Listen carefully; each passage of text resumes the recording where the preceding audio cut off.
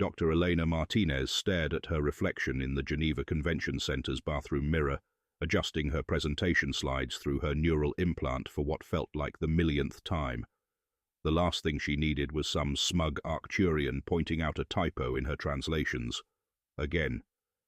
"Dr. Martinez, you're on in 5 minutes." The automated reminder chirped in her ear, somehow managing to sound both cheerful and judgmental. Just like every AI since the Great Integration. The International Xenoarchaeological Conference had never seen this many attendees.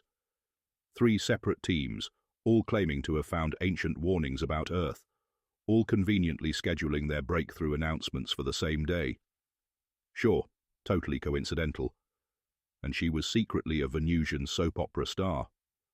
Elena smoothed down her jacket and practiced her professional smile. The one that said, "I have 12 PhDs and can translate dead languages in my sleep," rather than her usual expression of, "I've been living on caffeine and spite for the past 3 months." The main hall was packed tighter than a Jovian sardine can. Representatives from 37 different species filled the air with a cacophony of translator-filtered conversations. Dr. Zixtal from the Proxima team was already positioned near the stage, all 4 of their eyes blinking in that smugly asynchronous way that Elena had learned meant, "I know something you don't know." "Oh, please," Elena muttered under her breath, "like you're the only one who found ominous graffiti about Earth in some ancient ruins." The European deep-sea team, led by Dr. Thex Vornan, had claimed their spot on the opposite side. Their environmental suits were still dripping, creating small puddles that the cleaning bots were frantically trying to mop up. Show-offs. Everyone knew you could send the data through quantum channels, but no, they had to rush straight from the ocean floor to make a dramatic entrance. As Elena made her way to the stage, she caught snippets of conversations from the assembled academics. Third warning found this cycle alone. Always the same message. Never wake them. She fought the urge to roll her eyes. The galaxy's greatest minds, reduced to gossiping like freshmen at their first dig site. Though she had to admit, finding the same warning about Earth, written in different ancient languages, across 3 separate star systems was either the universe's biggest coincidence, or... The lights dimmed, and the holographic projector hummed to life. Eleanor took her place at the podium, feeling the weight of several hundred pairs of eyes and various other sensory organs fixed upon her. Time to tell them what humanity's ancestors had been up to, or more accurately, what other species' ancestors had been saying about them. "Distinguished colleagues," she began, her translator automatically adjusting for each species' preferred communication method. "Today we're going to discuss why several ancient civilizations seemed to think humanity needed a cosmic do not disturb sign." Dr. Zixtal took the stage first, their bioluminescent spots pulsing with barely contained excitement. The Centaurian archaeologist had spent the last decade excavating ruins on Proxima b, and now they were about to steal Elena's thunder. Typical. "Esteemed colleagues," Zixtal's translator produced a voice that somehow managed to sound both melodious and condescending. "What we found in the Proximan ruins defies conventional xenoarchaeological understanding." The holographic display activated, showing a massive underground chamber covered in swirling iridescent scripts. Elena had to admit it was impressive, even if Zixtal's color-coordinated environmental suit perfectly matching their spots was a bit much. The chamber dates back approximately 50,000 Earth years. Zixtal continued, their spots now pulsing in sync with the presentation slides.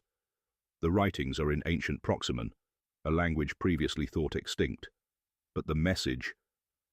They paused for dramatic effect, making Eleanor wonder if they'd been taking theatre classes. The message reads, "The sleepers of the third planet must remain undisturbed. To wake them is to invite chaos into order." The audience erupted in murmurs, their universal translators creating a bizarre symphony of surprised noises. Elena checked her notes. Yep, pretty much exactly what they'd found too. Dr. Kira Patel was next, practically bouncing to the podium. Her team had been investigating an abandoned space station at the edge of the Oort cloud, and she had the slightly manic look of someone who hadn't slept in about a week. "Look at this!" She didn't even bother with formalities, throwing up a hologram of twisted metal corridors. "We found this station hidden in the outer solar system. It's old, really old, like me pre-human civilization old." The station's interior appeared, showing walls covered in mathematical equations and what looked suspiciously like warning signs. The station was built by a species we're calling the predecessors. Their language is based entirely on mathematical principles, but we've decoded it. She grinned manically. "Want to guess what it says?"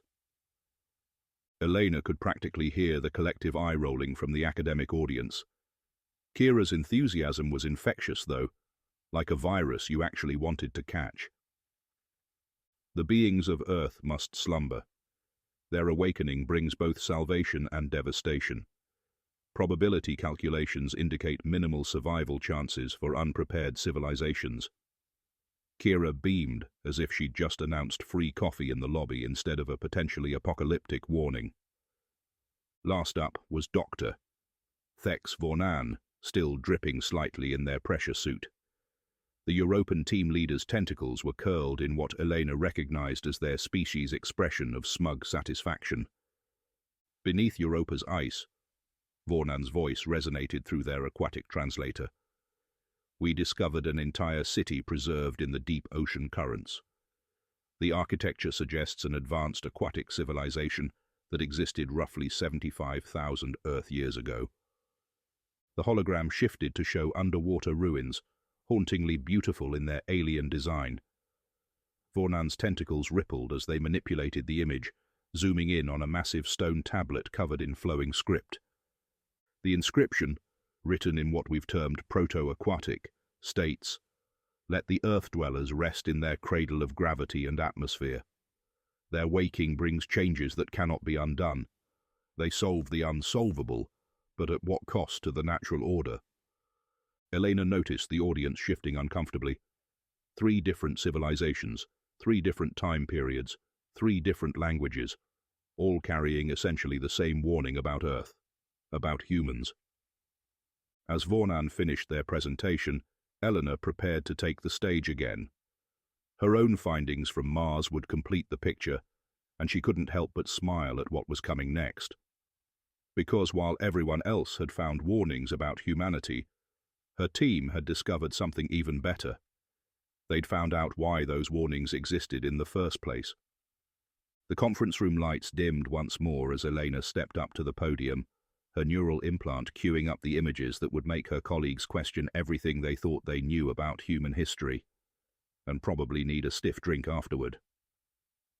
Elena displayed the compiled linguistics data, watching with amusement as Dr. Verkst, the leading expert in dead languages, nearly fell out of their hoverchair in excitement. The moth-descended being's wings were vibrating at a frequency that was making the holographic displays flicker. "The syntactic patterns are incredible," Verkst chittered, mandibles clicking rapidly. "Each warning uses the same metaphorical structure, despite being separated by thousands of years and light years. Look at the Proximan text, sleepers and chaos into order. Now compare it to the mathematical equations from the space station." Dr. Patel jumped in, her caffeine-enhanced enthusiasm making her words tumble out faster than her translator could handle. "Yes. The mathematical symbols don't just represent numbers. They're using chaos theory to describe a force that transforms ordered systems into, well, not chaos exactly, but a completely different kind of order. A force that apparently hits the galaxy like a metaphorical hammer wrapped in a cosmic joke," Elena added dryly. "Notice how none of the warnings actually say humans are dangerous, just that we're agents of change that give ancient civilizations collective anxiety attacks." The analysis chamber's main screen filled with parallel translations, each warning broken down into its component parts. Dr. Liang, the quantum linguistics specialist, was practically vibrating with excitement as he pointed out the patterns. "See here? The proto-aquatic text uses water flow metaphors, but the underlying message matches the Proxima crystal growth analogies perfectly. It's like every species took one look at Earth and collectively decided, nope, let's put a cosmic do not disturb sign on that planet. Elena pulled up her own findings from Mars, adding them to the analysis matrix. And here's where it gets really interesting. The Martian archives don't just warn about humans, they actually explain why everyone was so nervous about us waking up. Because you're walking disaster magnets? Dr. Zixtal interjected, their spots pulsing in what Elena had learned was their version of nervous laughter. Says the species that needed our help dealing with their sun going through its teenage rebellion phase. Elena shot back with a grin. But no, look at this frequency analysis. The warnings aren't expressing fear, they're expressing existential confusion. The room fell silent as the computer compiled the emotional subtexts from each warning. Dr. Veraxit's antennae went completely still, a sure sign they were processing something mind-bending. They weren't afraid of humans being destructive, Veraxt whispered, mandibles slack with shock. They were afraid of humans being helpful. Bingo! Elena pointed finger guns at the moth being, causing several newer xenoarchaeologists to flinch. Right, ancient gesture database probably needed updating again. Every single warning essentially boils down to, don't wake up the humans, because they'll solve your problems in ways that will make you question everything you thought you knew about reality. The room erupted in a cacophony of translated exclamations as the implications sank in. Humanity hadn't been quarantined because they were dangerous. They'd been quarantined because they had a habit of casually breaking what every other species considered universal laws, while trying to help fix things. So, Elena concluded, watching her colleagues process this revelation, turns out we're not the galaxy's boogeyman. We're more like the galaxy's chaotic good handyman who shows up with duct tape and cosmic WD-40, ready to fix problems in ways that make physics cry. Elena pulled up the historical archives, the holographic display showing humanity's first official contact with alien life. The date was burned into every schoolchild's memory. March 15th, 2047. The day Earth collectively said hi to the galaxy, and the galaxy collectively had a mild panic attack. The Galactic Council's first encounter with humans, she narrated, watching her colleagues' various appendages twitch at the memory, was actually meant to be a simple observation mission. Instead, they got a front-row seat to humanity dealing with what we'd call a Tuesday afternoon. The display showed the original footage, a massive solar flare heading straight for Earth, powerful enough to fry every electronic system on the planet. The alien observation fleet had been preparing to document what they assumed would be an extinction-level event. Instead, they watched in horror as human engineers worldwide collectively said, "Hold my beer," and proceeded to jerry-rig the planet's magnetic field. Notice, Elena pointed to the archived alien transmissions, how the observers repeatedly use phrases like impossible, violations of known physics, and what in the name of the 7 sacred singularities are they doing? Dr. Patel chimed in. My favorite part is still the official report where they describe humans as disturbingly cavalier about near-death experiences. The presentation shifted to the next major incident, just 6 months after first contact, the Rigelian colony crisis, where a quantum singularity threatened to devour an entire solar system. The Rigelians had already evacuated, Elena continued, accepting the loss of their homeworld as inevitable. Then humanity showed up with what they described as a really big plug and proceeded to close a quantum singularity using principles that made senior physics professors need to lie down. The footage showed the human solution in action, a combination of duct tape, quantum entanglement, and what appeared to be a repurposed coffee maker. It had worked perfectly, even if no one, including the humans who built it, could explain exactly why. This established what became known as Martinez's law, Elena said, enjoying the ripple of translator-mangled chuckles. Never tell a human something is impossible, because they'll take it as a personal challenge and solve it in the most ridiculous way possible. The historical reel continued, showing incident after incident where humanity's help had saved the day, while simultaneously traumatizing everyone's understanding of the universe. The Great Protein Fold Crisis of 2053, solved by a team of human geneticists using a children's toy and quantum computing. The Proxima Centauri cooling event, fixed by what was essentially a cosmic space heater built from spare parts and optimism. The notorious void whale migration incident, where humans managed to herd cosmic entities using nothing but sound waves and what they swore was really good space chum. But the event that really cemented humanity's reputation, Elena highlighted the next clip, was the Andromeda algorithm anomaly. The room grew quiet. Even decades later, the incident was spoken of in hushed tones. A rogue AI had begun consuming entire data networks, threatening to collapse galactic civilization. The finest minds in the galaxy had struggled with the problem for months. Then a human IT worker, armed with nothing but a virus she wrote during her lunch break and what she called Big Karen energy, had simply walked in and demanded to speak to the AI's manager. It had worked.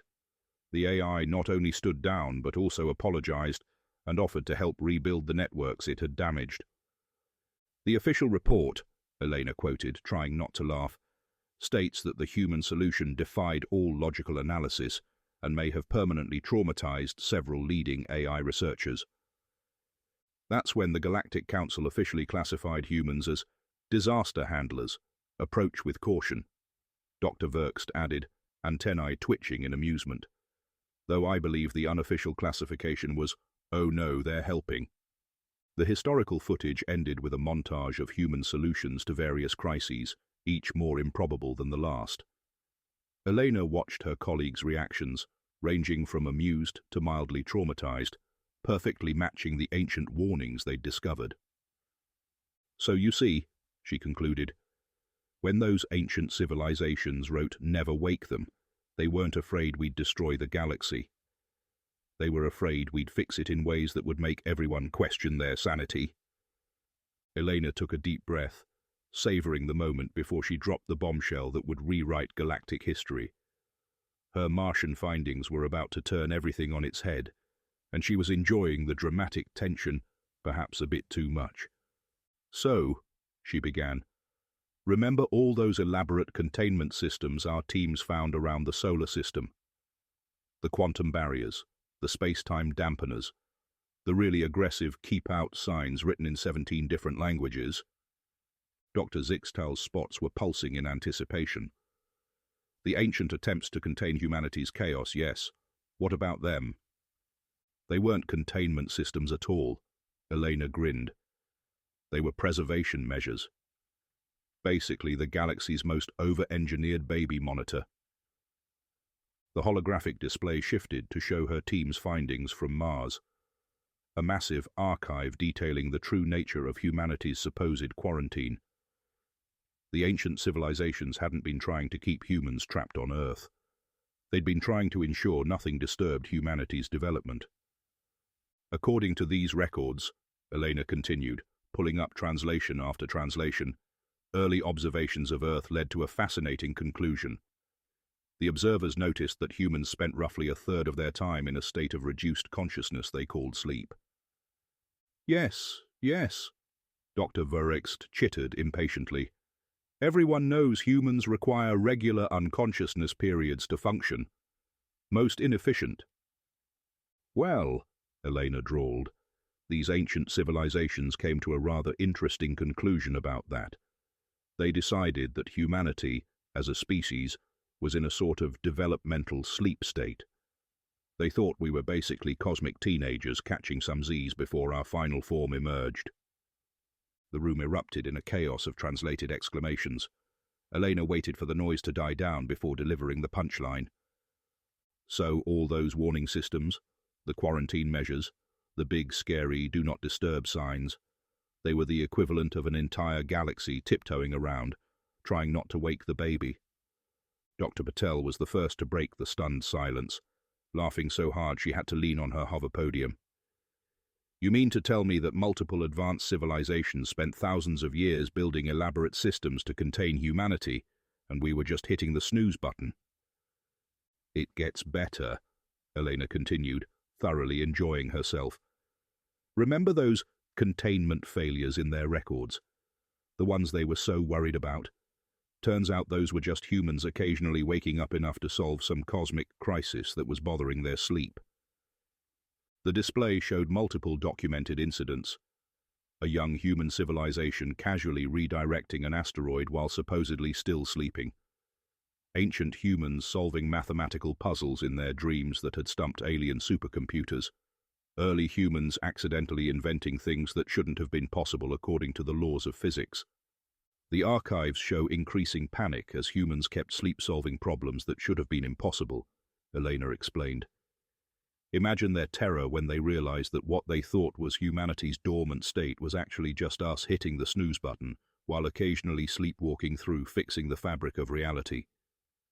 Dr. Thex Vornan's tentacles were twisted in what Elena recognized as their species' expression of profound confusion. But if those were humans in their sleep state, what were they so afraid of when we would fully awaken? Elena pulled up the final piece of evidence, a probability calculation from the ancient archives. According to this, they were convinced that if humans could casually bend reality while sleeping, our fully awake state would be, well, to quote the archives, a level of problem-solving that would make quantum physics cry in a corner. The room fell into contemplative silence as the implications sank in. Humanity hadn't been quarantined because they were dangerous. They'd been tiptoed around because the galaxy thought they were cosmic entities having a power nap. And the best part? Elena added, barely containing her laughter. We were never actually sleeping in the way they thought. That's just how humans are normally. We're just really good at fixing things because we're too stubborn to accept that they're impossible to fix. Dr. Zixtal's spots had taken on a distinctly pale hue. So all this time, when we thought we were containing a sleeping giant, you were basically a bunch of nervous neighbors trying not to wake up the new residents, Eleanor finished. Meanwhile, we were just living our lives, occasionally getting up for a cosmic midnight snack and fixing a few universal constants that looked wobbly on our way to the kitchen. The silence that followed was broken only by Dr. Patel's continued laughter and what sounded suspiciously like a Centaurian trying very hard not to have an existential crisis. The conference's final day brought the inevitable discussion of what these revelations meant for current galactic society. The Grand Assembly Hall was packed, and Elena noticed at least 3 species were stress-molting. In light of these findings, the Galactic Council representative began, their crystalline form flickering anxiously. We must address humanity's current role in... They were interrupted by a human engineer walking past the podium, casually duct-taping a quantum fluctuation that had been destabilizing the building's reality anchors. Sorry, the engineer mumbled. That was bothering me. Carry on. Elena watched several alien diplomats try very hard not to have a collective nervous breakdown. The human's solution shouldn't have worked. It definitely violated at least 7 laws of physics. Yet somehow the building's quantum stability was now better than when it was first constructed. This, Elena gestured to the scene, is exactly what those ancient civilizations were trying to warn everyone about. Not that humans are dangerous, but that we're constitutionally incapable of leaving a problem unfixed, no matter how impossible that problem is supposed to be. Dr. Patel pulled up the latest statistics on her holopad. In the past month alone, we've had 73 diplomatic incidents caused by humans casually solving unsolvable problems. My personal favorite was the intern who fixed a temporal paradox using only a paperclip, and what she claims was big procrastination energy. The display showed a growing list of recent events, a human maintenance worker resolving a space-time anomaly because it was making the station's coffee machine run slow, a human child accidentally solving a millennium-old mathematical proof while doodling during a field trip, a human gardener discovering a unified field theory while trying to figure out why their alien plants weren't growing right. The real irony, Elena continued, is that despite all the ancient warnings about not disturbing humans, we're now getting roughly 50 requests per day from various species asking for human help with their apocalyptic scenarios. The statistics confirmed it. Earth's Department of Impossible Solutions, formerly the Complaint Department, was now the most active diplomatic office in the galaxy. Their waiting room had to be expanded into 6 different dimensions to handle the traffic. We've had to implement a new classification system, Dr. Zixtal added, their spots cycling through professional colors. Problems are now rated on a scale from mildly inconvenient to probably need a human. Elena pulled up the latest diplomatic report, which showed an interesting trend. Species that had once built warning systems to quarantine Earth were now building express lanes to it. The galaxy had essentially decided that if reality was going to break anyway, they might as well have humans on hand to fix it with whatever improbable solution they came up with. So here we are, Elena concluded, watching a human janitor absent-mindedly repair a tear in the fabric of space-time because it was leaving marks on the floor. The ancient civilizations spent millennia warning everyone to leave humans alone, and now the galaxy can't get enough of our reality-breaking solutions. The Galactic Council representatives' crystalline form had taken on a distinctly stressed pattern, and humanity's response to learning they were considered the galaxy's sleeping terror. Right on cue, a human diplomat walked in, carrying what appeared to be a universe-ending paradox in a coffee cup. "Oh, that old thing. Yeah, we just figured the galaxy was being dramatic. Anyone want some coffee? Fixed the machine, by the way. It was causing a minor breakdown in causality." The resulting sound of several hundred alien diplomats trying not to whimper was, Elena thought, a perfect encapsulation of humanity's role in the galaxy. As the conference drew to a close, Elena stood at the podium one last time, surveying the mixture of awe and mild existential dread on the faces and various other sensory organs of her colleagues. The past week had certainly been interesting, especially after someone from Earth's IT department had stopped by to upgrade the conference center's quantum processors using what looked suspiciously like a modified toaster. "So, in conclusion," she said, fighting back a grin, "we've learned that the ancient warnings about humanity weren't actually warnings at all. They were more like user manuals for dealing with humans. Sort of a what to expect when you're expecting humans to show up and fix reality guide." Dr. Verkst's antennae were still twitching from the toaster incident. But surely the ancients must have had some concern about humanity's cavalier attitude toward universal constants. "Oh, they were terrified," Eleanor confirmed cheerfully. "Just not of us. They were afraid of how their own species would react to humans doing the impossible while treating it like a minor inconvenience. The warnings weren't, 'Don't wake the humans because they're dangerous.' They were, 'Don't wake the humans because watching them work will make you question everything you think you know about reality.'" She pulled up one final piece of evidence, a personal log from an ancient observer that her team had found on Mars. The holographic translation floated in the air. Day 4721 of Earth observation. Watched humans accidentally solve temporal mechanics while trying to make their food heating device work faster. Beginning to suspect the universe finds them as amusing as they find everything else. Requesting transfer to a nice quiet black hole study. At least those follow the laws of physics. The room filled with nervous laughter as everyone recognized their own reactions to human problem-solving methods. "The thing is," Elena continued, "humans aren't the galaxy's sleeping terror or its saviors. We're that one friend everyone has. You know the type. The one who shows up to help you move with a questionable plan, impossible solutions, and enough chaotic energy to bend reality. But somehow everything works out better than if they'd done it the normal way." She gestured to the conference hall's newly upgraded systems, now running at 400% efficiency thanks to what the IT guy had called percussive maintenance and vibing with the quantum field. "So yes, humanity is officially the galaxy's chaos friend. We'll show up to your crisis with duct tape and spite, fix your problems in ways that make physics cry, and then ask if anyone wants pizza. And you know what? The universe seems pretty okay with that. The conference ended with a standing ovation, interrupted only by a small reality hiccup that 3 humans immediately fixed using a rubber band, 2 paper clips, and what they insisted was just good vibes, really. Elena packed up her notes, already planning how to write up these findings in a way that wouldn't make the peer review committee need therapy. Again,